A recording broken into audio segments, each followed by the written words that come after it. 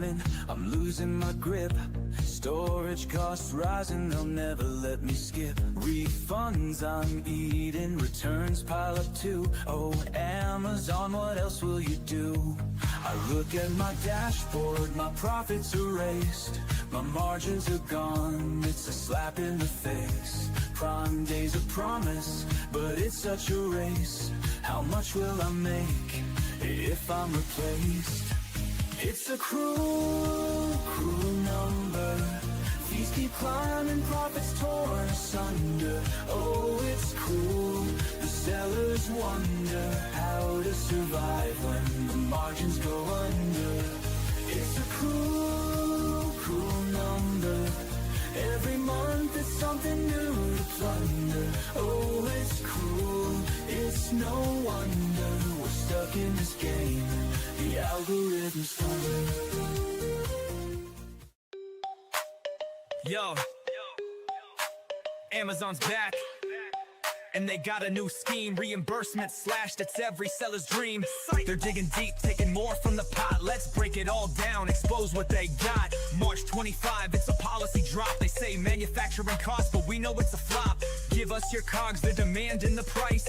But if you don't, they'll estimate nice. Nice for them, not for you. Watch a payout shrink. That comprehensive evil is a corporate wing. Lost in the warehouse, damaged on the floor. Now they pay you pennies, not a cent more. Fees on the rise, profits on the run. They don't lift a finger, but they pocket the fun. We're fair! They shout while they cut our shares. Amazon math, man, it's full of errors. Fees, taking our dough. They're stacking the deck, and it's sellers who owe. Reimbursements? Nah, they're taking us down, but we're still here, we don't mess around. Fees, straight to the top.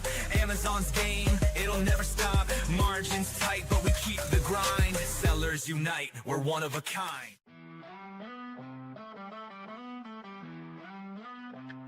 I try to sell my product on Amazon, thought it'd be a breeze. But little did I know I'd be stuck with seller support disease. They never seem to solve my problems, just give me the runaround. I'm tired of waiting on hold. My patience is wearing thin, I'll never be found. Amazon seller support, you suck, you suck, you suck. Can't get no satisfaction. I'm out of luck, out of luck, out of luck. You don't care about my business, just trying to make a buck. Amazon seller support, you suck, you suck, you suck. This one's for the sellers on the grind, getting left on red, wasting all their time. I hit up support, got an auto reply. Thanks for your patience, man, I wanna cry. Inventory lost, my margins are toast. The reps playing tag like the Casper the Ghost. They pass me around, it's a never-ending game. Nobody takes action, everybody shifts blame. My ASIN's down, I'm out of the race. They say they'll escalate, yo, what a disgrace. Amazon seller support, you're breaking my heart. No answers, no fixes, just tearing me apart. Hours in the queue, stuck in the dark. Amazon seller support, you're missing the mark. Amazon game plan, that is the key. Seller central dashboard, that's where I be. Analyze the funnel, see what we lack, then we optimize. Sellers know it's a fact. I get it poppin', you know that it's lit. Climbing the rankings, ain't no room to quit. I check the data, they notice the stats. I keep the method, that's how you adapt. Metrics are showing, you know it's our cap. Amazon sellers, it's time to react. I'm about that action, I do this with passion. I got them like, whoa, what is this? Huh, whoa. I don't know, dude. I think everybody's just buying stuff based on reviews and badges or whatever. They don't even know who we are. These customers don't even know the name of my brand. But they keep clicking add to cart like it's part of the plan. They see that Amazon badge and think it's all grand. But yo, they don't even know the name of my brand.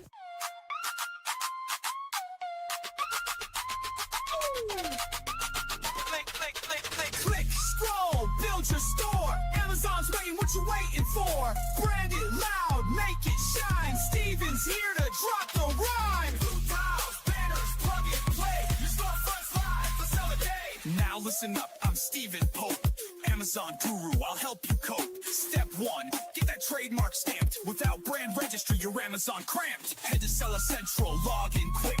Manage stores tab, yeah, that's the trick.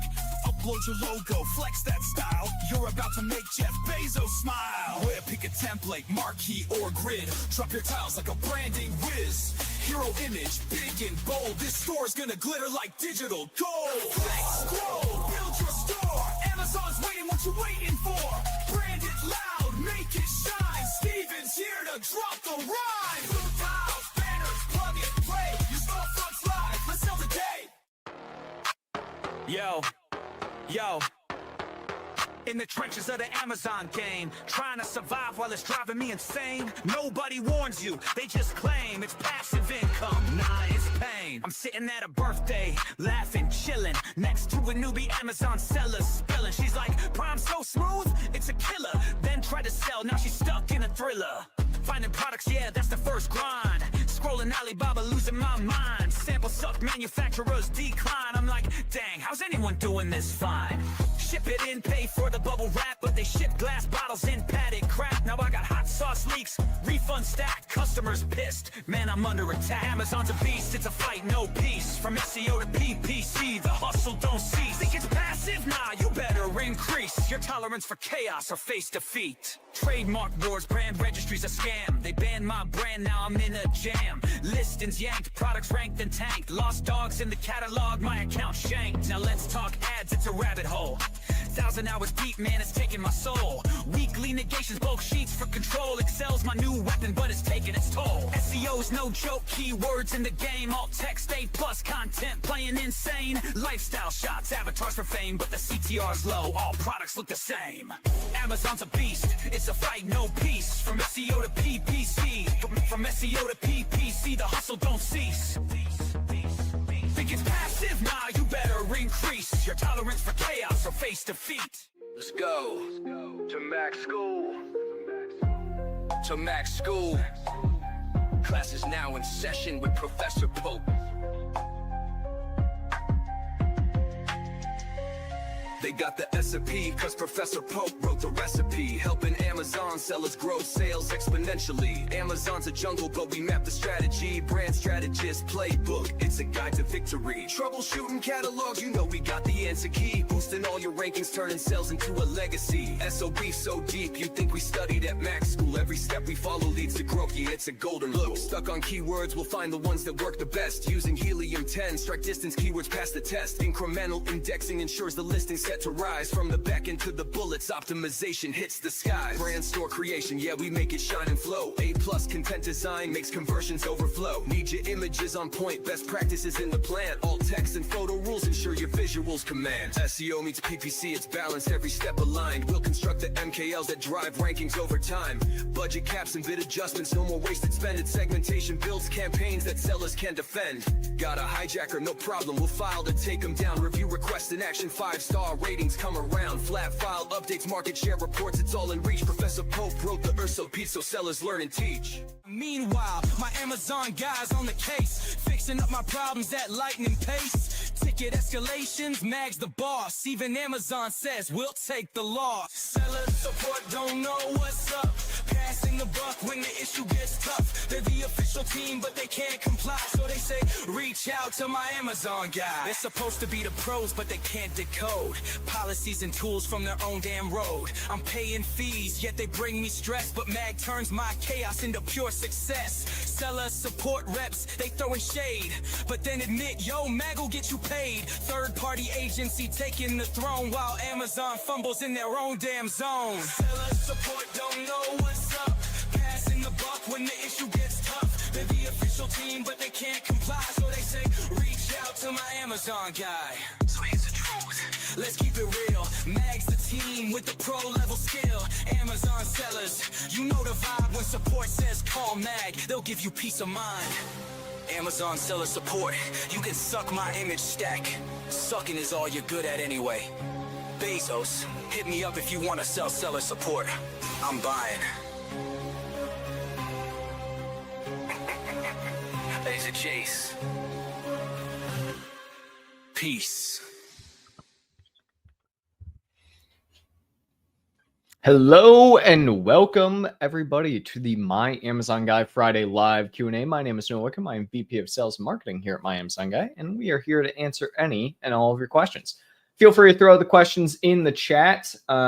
We will get to them as they come up. People tend to throw questions in really early in the day. I mean, I think the earliest one today was 6 a.m. So people like to get to this as early as they possibly can, which, more power to them, I suppose, at the end of the day. So all that being said, I will answer the questions in the order that they come in, try and get to them as quickly as possible. We'll be live for hour and a half. Who knows? As we're having fun today, who knows? We'll stay on, maybe start doing some random optimizations in Amazon. Guess we'll see. So all that being said, let's get started. Hi, Noah. I watched Steven's video about the main image size hack. Can you share the exact size that works best on mobile?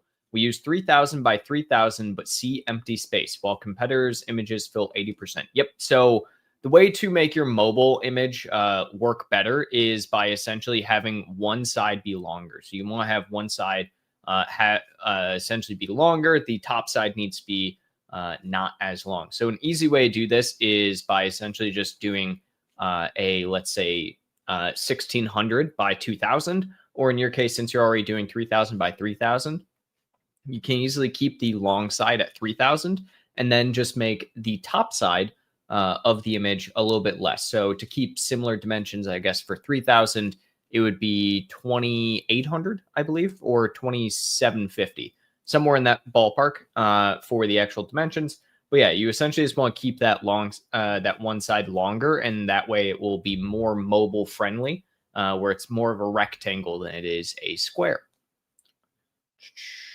Let's see. Good morning, Noah. Hey, Viper. Have you seen the new delivery window mechanics for Amazon shipments? They lowered it to a week even for international shipments. Another issue with it is that they select the week of the date you're supposed to receive the item. So if your item was supposed to make it to Amazon on Saturday, it will give you a delivery window of the whole week, but not the week after Saturday. This is problematic because if there is a delay and it comes Monday, you can't edit it even if you do it Thursday or Friday due to the window being the week of. What can we do about this? Okay, so a couple of things with this. Number one thing to understand is that this only, I believe, will apply for Amazon-based shipping. And if it's Amazon-based shipping, you don't have to worry about it, is my number one thing. Now, if you're using your own carrier for any of this, the way to essentially do it is to pick your own delivery window within that. So I usually always am going to pick a delivery window ahead of time, or I guess not ahead, later in time than when I actually expect the delivery. The week thing is a bit of an annoyance on the Amazon side, but you should be able to get around it fairly easily by choosing your own delivery window, as long as you essentially are staying within, like I said, that 1 week window. They're not supposed to do just a single week of, they're supposed to do essentially a rolling 7 days. So I would be curious to see the Saturday. I haven't seen that on an account yet, but I guess I can go take a look at yours at some point in time and see what that might be, or what might be causing that. But yeah, easiest way is to use a Amazon verified partner for the delivery, and that would essentially make it so that this is a non-issue in the first place. Viper again. I want to test new main images, but doing it through the listing can cause suppression due to new main image rules and may take hours to show up and then change. How can I test out new images, create a new listing, a new variation? I don't want the sale of my main product to be affected, but I have seen newer products getting around the main image graphic restrictions in my category. And then Viper goes back to back. All right, so yeah, essentially, let's see. So you want to test new main image, but it's not getting through. So the biggest thing here, unfortunately, with Amazon's changes to how main image hacks have to work is that essentially what I would look at doing is minor modifications for every single image variation that you do. You could try a new listing, new variation, but that's not going to change anything, just from the aspect that it's not a ASIN specific problem. It's usually just the image specific. The biggest area to do this with is basically upload a completely blank, not blank, but just the product itself as your main image, and then slowly add, in addition, minor tweaks to it. So don't go full bore with every aspect of what a main image hack should have. Instead, you should do minor tweaks and then continuously add as they get approved. That way, essentially, no matter what, you're still adding on that main image, but you're not essentially overwhelming in that capacity either. Let's see. Viper again. Amazon displayed some of my eBay products under Amazon site as an ad when I search my brand name. My eBay account is on a different business, so how did they get the information? GS1 code, maybe. Yeah, absolutely GS1 code. So UPC is the easiest way for that to happen. So if you have a UPC that is the same, that's how Amazon, first and foremost, will find the majority of your products across the board whenever you are in a situation where, for instance, Amazon calls a high pricing error. That's usually due to the fact that they will firstly search for products via UPC across the entire internet. And then secondarily, they'll try and match products based on titles and attributes and things like that. So typically speaking, is UPC GS1 always, which is the case here. Let's see. Hi, Noah. We have an Energy Star certified appliance and would like to mention it on the listing and on image. However, I read that I can't put logo on images. Is that right? Can I still write it in the listing? Yeah, so you absolutely can write it in the listing. And similar to what I was just talking about with Viper there, the best thing for you to do is what's called a main image hack. So let me just do this. Should be main image. Here we go. So we have this, which is a main image hack. I'll try and share my screen here. So we have this. It's main image hack. So we have a ton of information on this. You can find this on our website, Skylar. But essentially, main image hacks come in a lot of varieties and ways based on the category and how you can typically do it. The age-old badging doesn't work super well anymore because of Amazon's changes to main image hacks. You can still do product packaging like this, though. So this would be probably the closest of what you're looking at the very least, from what it sounds like. So that's what I would tend to look at doing, is something like this. So you can essentially add the product packaging, and then you can add that little badge potentially right here, right, where you show off the energy appliance. Then Skylar also asks, there are several sellers on my product. Is the purchase date on SQP report the purchases I made as a seller, or all purchases made on the ASIN regardless of which seller had the buy box?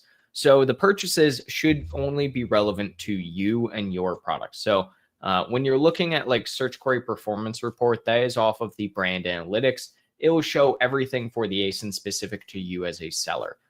So whenever you're looking at any of that, it will show, for instance, like search query performance when you're looking at overall keyword density, right? And search query performance keyword scores. Those will be based off of the actual ASIN, has nothing to do with the actual sale. So all of the search query is going to be branded specific for specific keywords, but anything ASIN related, anything sales volume related should be your specific sales. See, do you think it's a good idea to add some Christmas or gift themed elements like ribbons or ornaments to the main image of a product that's suitable for gifting during Q4? Yeah. So it's funny you mentioned that. Amazon actually has specific image guidelines saying what you can and can't put on your image during Q4 and around Christmas. They actually do allow you to do things such as add a ribbon into the corner of your image during Q4. So it's one of those that absolutely, if you have a giftable product, yeah, add a little bit of, Christmas flair and giftable flair onto your main image because you're allowed to. And so it's one of those things that's kind of interesting that they allow it during Q4, but absolutely something that I would add in if you can at the end of the day. I know. Before I used to get all my orders from PPC, but now I only get some organic orders, but 0 orders from PPC. How can I check that which organic method did I get the specific order? So you can't actually check the specific method in which you got the organic order, unfortunately. So you can do things such as search query performance report, right, which will tell you how you're doing from a sales perspective on certain keywords, things like that. that can help you. You can also look at your brand analytics and you can see the customer journey. So specifically what kind of people are purchasing from you, what audience groups you have, so on and so forth. But Amazon doesn't give any data whatsoever as to specific order, how somebody found you, right? So there's no attribution data for Amazon's organic, sales data. You can, like I said, obviously look at search query performance, but you can't one-to-one map any of those when it comes down to it. So it's one of the things where data-wise and, customer journey and all of that for Amazon just doesn't line up, similar to what you can do on something like a direct consumer site, right? Where you can track somebody entering the site, what pages they clicked on, so on and so forth. You don't get that data on Amazon, unfortunately. What is a good, reasonable target conversion rate? Conversation rate. I think you mean conversion rate. Does the algorithm award higher conversion rate with rank? Sometimes my conversion rate is almost 20%. Should I be spending more on PPC to lower it to 15 or 13% conversion rate? Yep. So I would typically consider anything between an 8 and 15% conversion rate to be what I would consider to be like kind of the good conversion rate area. Anything above that is excellent in my opinion. So if you're at 20%, it's fantastic. Now, should you be spending more as far as, getting a, lower conversion rate just because you're not doing as much testing? Kind of. So it depends on what the keyword is, right? So if it is a branded search term or keyword of some kind, no, there's no reason to, just from the aspect that, to be honest, 20% is a bit low for a branded term. But if it's a relevant keyword, then yeah, you absolutely could be spending more on that keyword to try and gain a little bit more, even at the aspect of a slightly reduced overall conversion rate, as long as you see that your sales are increasing as a result as well. So definitely something you can do, but 20% is an excellent conversion rate in my opinion for an ad. You're not doing bad there in the slightest. Now, does the algorithm award higher conversion rate with rank? Yeah, kind of. Conversion rate is definitely one of the 4 primary factors that is taken into account for how a product is ranking specifically against certain keywords on the SEO side when it comes to the algorithm. And that also is largely because of the fact of sales. Conversion rate is your sales, right? So how many sales are you getting and how good is your conversion rate towards a specific keyword? If you have, let's say, a 50% conversion rate, right? Means that for every 2 people that click on your product, one of them is going to buy whenever they search for one specific keyword. Let's say it's balloons, right? That means that you have the exact or close to the exact product that 50% of people who search balloons are looking to buy. So yes, it definitely helps you as far as your ranking goes. Again, should you lower your conversion rate by spending more? Not necessarily. It doesn't have to happen, but definitely something you can look at. Let's see. I saw search terms in my campaign that didn't include all my broad match modifier keywords. Doesn't the plus sign mean each keyword was mandatory? Did Amazon expand it? Does broad match modifiers still work? So broad match modifiers technically still work. Plus sign, like the modifier itself doesn't technically work in the same way that it used to. So you can't actually do any broad match modifier like that within inside sponsored products anymore. It's something that Amazon technically has gone away with. You can still try to do it, but it's not a guarantee like it used to be because of the fact that Amazon now has broad as an actual modifier itself within it. So broad match, using broad match modifier isn't really a thing as much anymore, but definitely something you can still utilize. Its use case is more so within sponsored brand campaigns compared to sponsored product campaigns because of the fact that Amazon has the broad match modifier now. Let's see, Maxathin. That's an interesting one. Looks like that would be your brand name even. What is the correct way to set up a campaign for the same ASIN using FBA versus FBM? Should there be 2 separate campaigns for each or both SKUs in the same campaign? Thanks. Yeah, so if you're selling the exact same ASIN, one is FBA, one is FBM.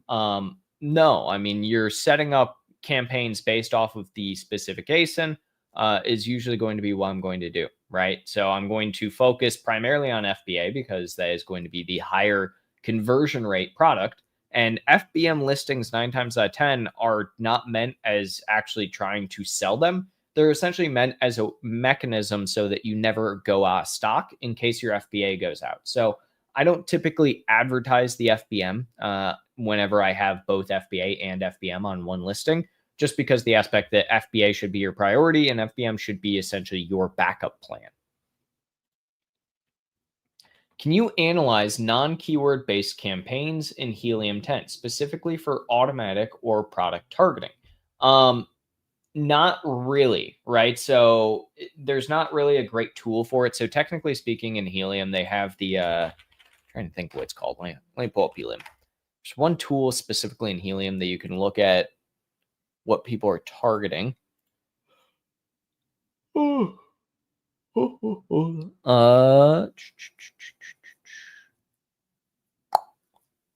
like they don't have it anymore. So there used to be a product target tracker, and it doesn't look like they have it anymore. I haven't used it in a few years, to be fair, but there used to be essentially a product tracker target that you could utilize under the marketing. Maybe it's rolled into their Amazon attribution now. That's the only thing I can think. But that being said, unfortunately, no, not really. You can't find product targeting, and probably for good reason. At the end of the day, it's pretty difficult to kind of pull a lot of that data out and be able to show like what people are actually targeting at. The easiest way to understand is that if somebody has any branded term whatsoever within their current targeting, you can likely assume they're also targeting that from a product perspective as well.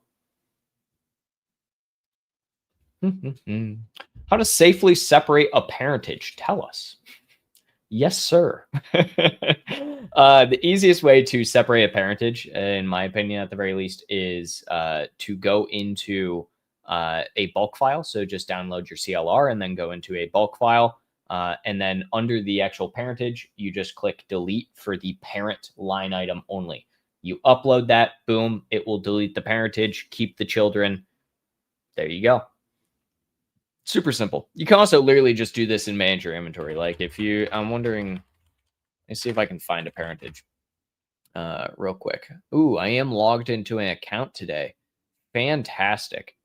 All right, so here's one.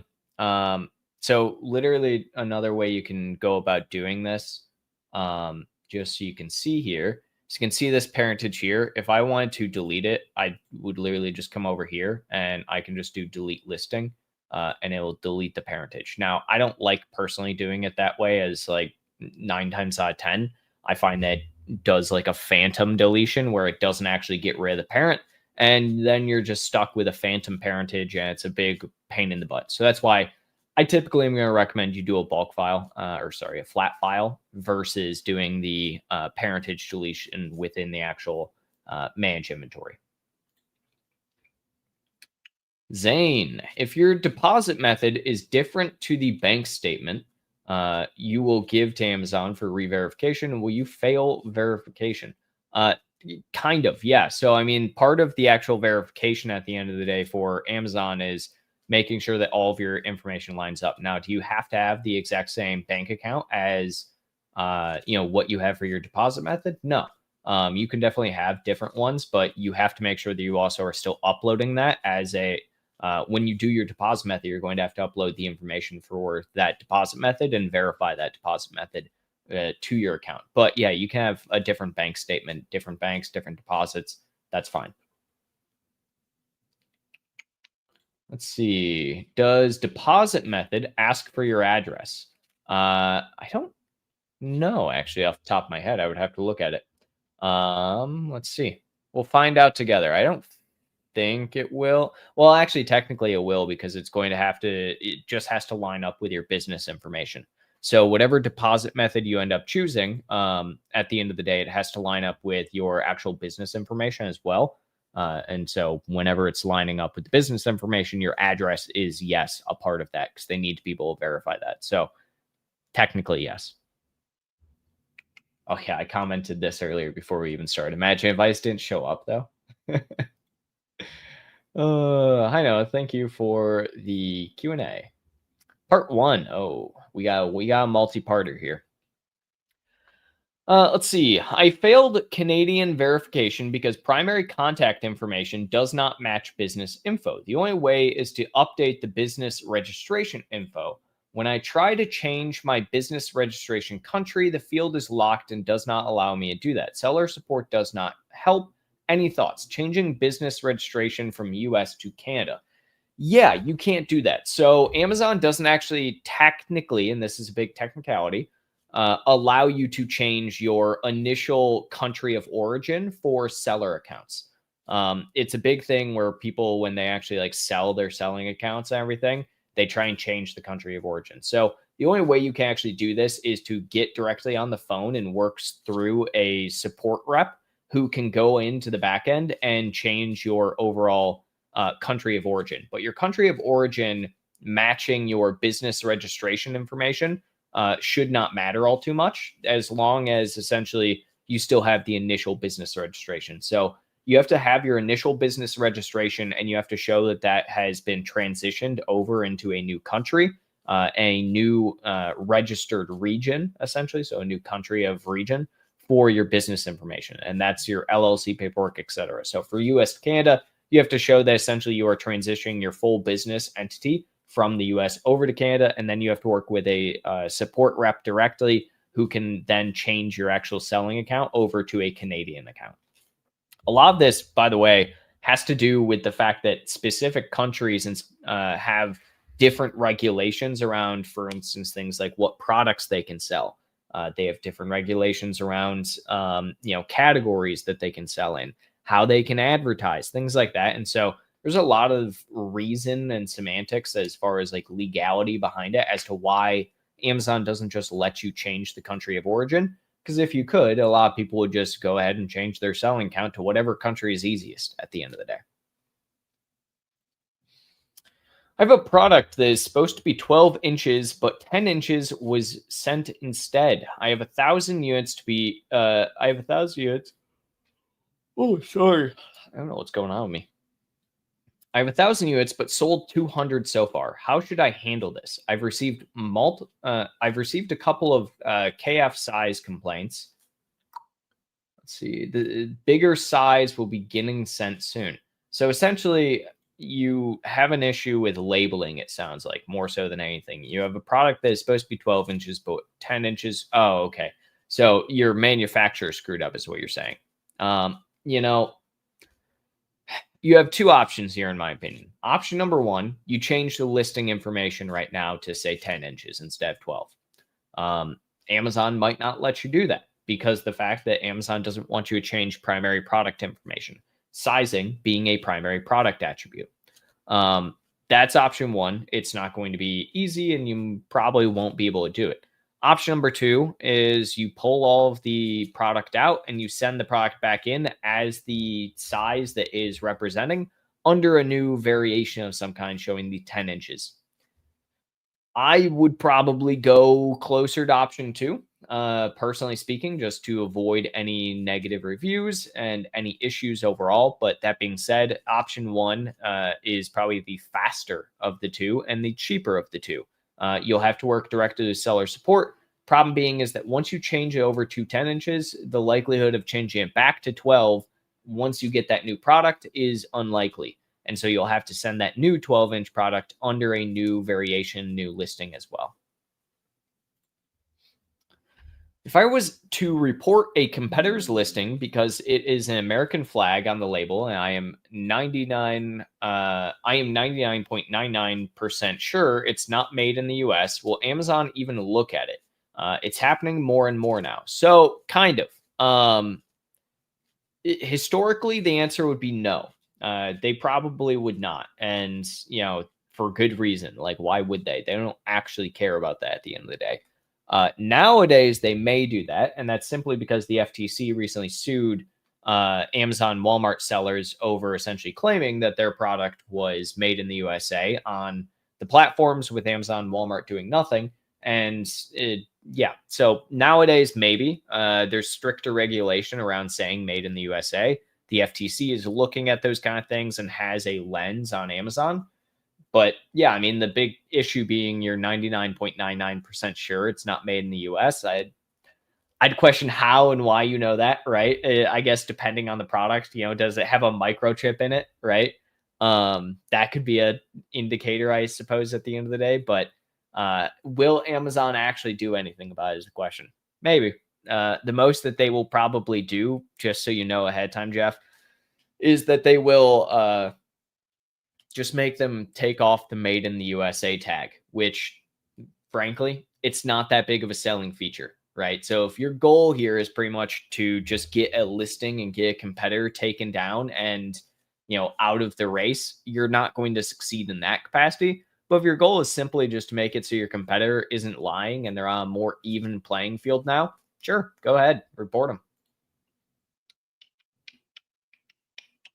Let's see, Thomas. Similar to traditional SEO strategies, does linking your Amazon listing to other websites help at all? Technically, yes, to an extent. So it doesn't help in the sense of what I think you're talking about with SEO, where like backlinking is a very, very common tactic, Thomas. But what it does help with is the potential of setting up as a brand referral bonus and getting off Amazon traffic. So if anybody clicks on your product and purchases, or anybody clicks on it off Amazon, then goes to your product, that usually is a really good indicator to Amazon's algorithm. So Amazon loves off traffic or off site traffic that goes to your listing. So they love if you bring external traffic into Amazon to purchase it. So that definitely will help you. But from the aspect of like just having it as a backlink in general on another site, no, there's no backlinking algorithm on Amazon. So yeah. And then Thomas asks, I am ordering 1,000 units of my first product that launches the week of November. How many units should I send into Amazon FBA? How many should I keep for TikTok/FBM? I want to launch on TikTok for scale and then take advantage of the spillover effect on Amazon. So something you could look at doing here, Thomas, to be entirely frank, is you could just set up Amazon multi-channel fulfillment, send everything into Amazon, and then utilize your Amazon FBA inventory to fulfill for TikTok. That way you have a really good fulfillment network. You're using Amazon multi-channel fulfillment, and you don't have to worry about having inventory split between multiple locations at the end of the day. Now, if you were planning on fulfilling the TikTok/FBM stuff yourself, you can probably do closer to a 50-50 split between the two. And then from there, utilize a software like Vico that would allow you to essentially fulfill for both Amazon and TikTok.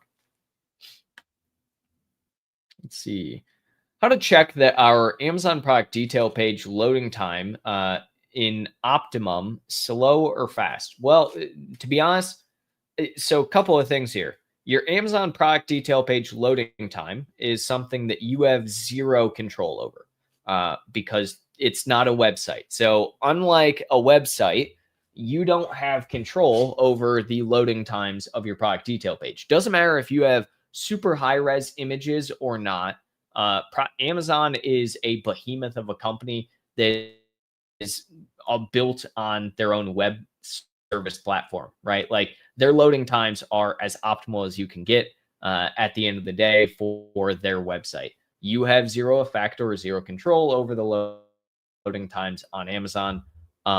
Your website, you have control over that because you can change specific elements. You can make things load a bit quicker. You can make things be stagnated versus being, ones that are very movable in essence. So yeah, it's not like a website in the slightest, and the idea of like optimizing for loading times. So I wouldn't even worry about that as a feature at the end of the day.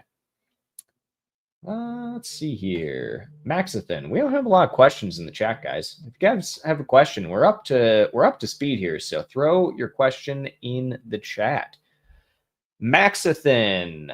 Oh goodness, I'm getting a phone call. It is vibrating my entire desk. It's crazy. I started by selling through FBM, but after I added a second SKU using FBA, I lost a couple of reviews. Amazon customer support hasn't been very helpful, and the people who left those... Is there a second part to this, Max, then? Maxton hasn't put in their second part of the thing. That's fine. So while we are waiting for Maxton, I actually have something I want to talk about as well for Maxton to put their second thing in. That is the most recent Amazon news. And for those that have not seen already, let me get this here. There we go. Amazon is going to be raising their fulfillment fees and their referral fees in 2026. Maxton says it's there. Maxton, I'm only seeing this first one here. Saying it's there, I only see the first one. I'm wondering if there's an issue on our end with getting comments, potentially, because it's been like 10 minutes since there's been a comment. So give me 1 second here, guys. Now I'm just looking at myself. Yeah, I'm not seeing it in there. Maybe try sending it again, Max. Then I don't even see it on the actual chat versus this one. Anyway, so let's talk about the referral and the fulfillment fee changes. So essentially, going into 2026, Amazon has decided that they are going to increase FBA fees, which I think is a pretty crazy thing for them to do. I will say a couple of things. I appreciate them giving a 90-day notice on these fulfillment fee changes, right? I think that's a huge change compared to what they have done historically, which historically they just kind of, I'm going to do, there we go. I feel like that's a better look, and maybe I can make it a little bit larger. But anyways, so historically, I feel like they have given very little notice for any changes in fees, or they just announce them and say, hey, this is a thing now. But for those that haven't seen, they're going to be changing this going into 2026. They're saying an average of 8 cents per unit sold. So I'll zoom in on this a little bit more. So an average of 8 cents per unit sold, which in my opinion seems fairly lackluster, right? I'm wondering how they're getting this average, right? But I do note that they say average of 8 cents per unit sold, right? So there are going to be people who are definitely paying more than 8 cents per unit sold. But the question then remains of who is going to be paying that. My guess would be is that they are going to be increasing the overall pricing of FBA fees, specifically for smaller goods and services, or not services, but smaller goods compared to larger ones. So they're also saying this is on top of no increase in referral or FBA fees in 2025, which is true and is fair. I don't like that they're also saying like, we're trying to keep this in mind with significantly less inflation, and then like less than 3.9 to 5.9% annual cost increases from other major US carriers during the last 2 years. So, noticing this, Amazon really is essentially trying to put together this narrative of them being like the knights in shining armor where they haven't increased fees at all. And I get it, but they also are the exact same people that have essentially destroyed many other means of growing your brand and your business, and then come back and say, hey, why is it at the end of the day that you're mad at us for raising fees? And it's like, well, sure, it's because you have been relatively the cheapest option for consumers, and so therefore you destroy any other option for the regular individual. Going on with this as well, they continue on. We continue to better align our fee structure and rates to our underlying costs. We've created more granularity in our fee structure so we can offer lower fees where our costs are lower and higher fees where we provide enhanced services or additional value that come at a higher cost. So again, higher fees where we provide enhanced value. Yet this year alone, Amazon decided to release multiple new fee changes. They released new fees on deals. They released coupon fees. They released Prime exclusive discount fees. All of those things are brand new fees that never existed before. And my question then comes down to, what is the enhanced service or additional value that they provided by adding costs there? There's nothing. It was a service that was already there. And not only a service, a basic marketing tactic, right? Adding a coupon onto your product is a very, very basic marketing tactic that has been going on for over 50 years, right? We could probably look up right now. When was the first coupon? 1887. Coca-Cola did the very first coupon. The very first ever coupon was made by Coca-Cola in 1887. That's crazy when you think about it, right? Like, that is absolutely crazy that we have essentially Coca-Cola 1887 and they add costs to coupons. Anyways, go. I'm rambling now, but regardless. This includes investing in improved forecasting, inventory placement, and automation that drives faster delivery promises and higher sales for billions of products fulfilled through FBA. Okay, fair enough. We'll also add new returns features. Okay, this is one of the only things I'm really interested in is what do they mean by new returns features? Reduce defects that cause missing and damaged inventory and provide faster removals processing. So, couple of things here. I want to know what the new returns features are. I personally don't believe that they're actually going to be doing any of that. Big skepticism there. Would love to see when that happens. Reduce defects that cause missing and damaged inventory. So this also comes out directly after they had just talked about this idea and this mentality of essentially saying, hey, if, for instance, we damage or your product goes missing, we will pay you the cost of manufacturing the product, not the shipping cost, but the cost of manufacturing the product. And then from there, we get to sell that product to the end consumer and make our money back. And so that's a huge thing where they're saying reduce this. It's like, yeah, I bigged out. Okay. And then provide faster removals processing. Huge doubt there. I don't think that will happen anytime soon. Amazon is far too bloated, far too big for that to become something that they can actually speed up in any significant means whatsoever. You also gain the opportunity to achieve lower fee options where it makes sense for your business, including by updating your product packaging, selecting lower cost inbound shipment options, and maintaining healthy inventory levels. So their final thing within this is basically saying, hey, you can have lower fees. Basically saying, yeah, do all of these things that put you a slight disadvantage in many scenarios for the potential of lower fees, not necessarily actually getting those lower fees all the time, though. Moving on from that, though, they say we continue to focus on providing stability by minimizing your operational burden. That's just not true in the slightest, right? So minimizing your operational burden and costs. I don't think that's true in the slightest. Amazon is the most expensive platform by far none, bar none, essentially, to sell on. It just is. Has the highest fees, highest referrals, everything in between, right? There will be no new FBA fee types in 2026. I will hold my breath for that. They said same thing in 2025. We're providing earlier notice and improved tools to make it easier for you to optimize your sales and profitability. So, and then they just go on to talk about these different tools they have. And then they, for specific fee change details, go to US referral.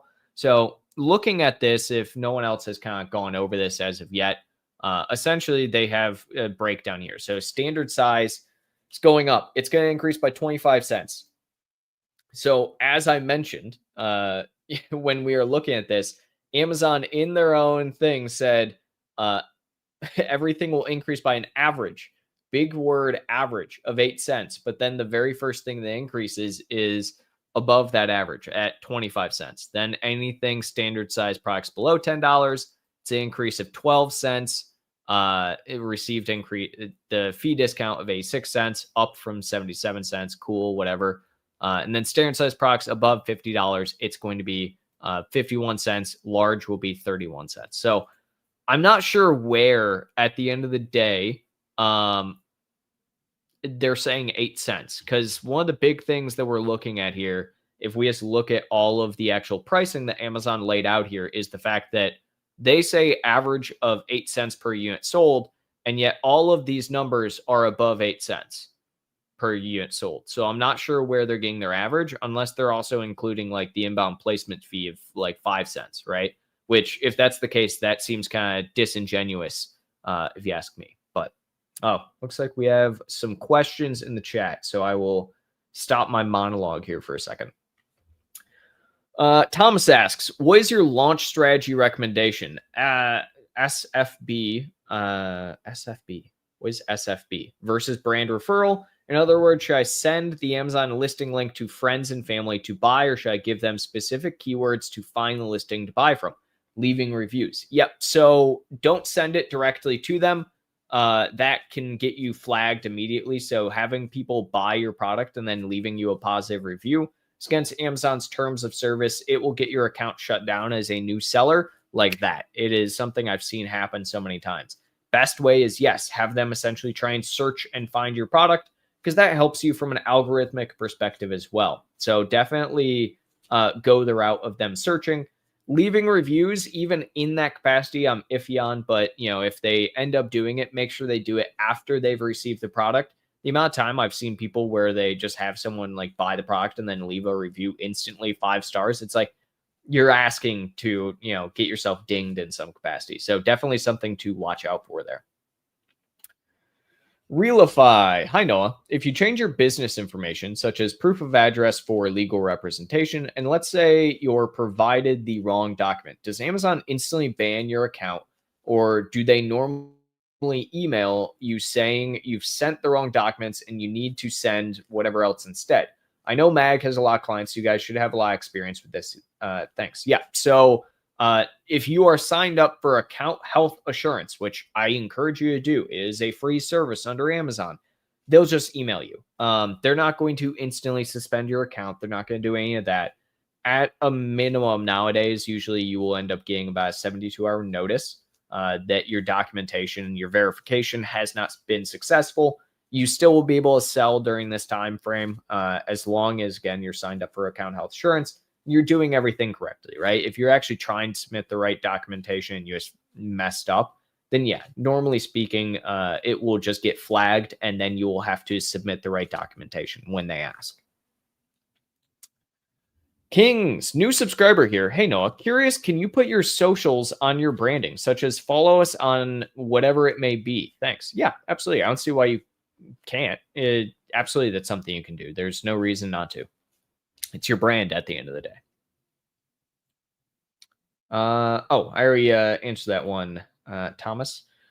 Also, if you want to rank higher on a certain phrase or keyword, what's your strategy? Broad or exact? So I think this is kind of interesting. So if I am looking at essentially just trying to rank higher on a very specific keyword, I'm probably going to go after exact match. Now, that being said, depends on what the exact match I'm actually going for is. If I am, for instance, doing something that's like a very general high potential high to medium relevancy keyword, let's say that I sell a red balloon and I want to do the keyword balloon, right? I would probably throw that into more of a broad match, simply from the aspect that you're going to have more potential for impressions, more potential for clicks, more eyes overall on your actual product. And on top of that, you still are going to get the potential for balloon as the keyword as well. And any type of ranking there will help you. Now, if you have a specific phrase, I like to throw phrases that are typically 3 to 4 words into an exact match, because there's no real point in throwing into a broad, because if somebody searches those 4 keywords together and, it's something very, very specific, you're just essentially throwing yourself down like one rabbit hole. So there's no real point to broad in the potential of like long tail keyword phrases. So I definitely would focus primarily in that capacity on exact match. But otherwise, if it's just a single keyword, I'm going to focus heavily on broad, because I'm hitting both the keyword and auxiliary keywords in there as well. They're probably going to help me within that. Let's see here. What would you link to for QR codes on packaging? Yep. So a couple of things to note here.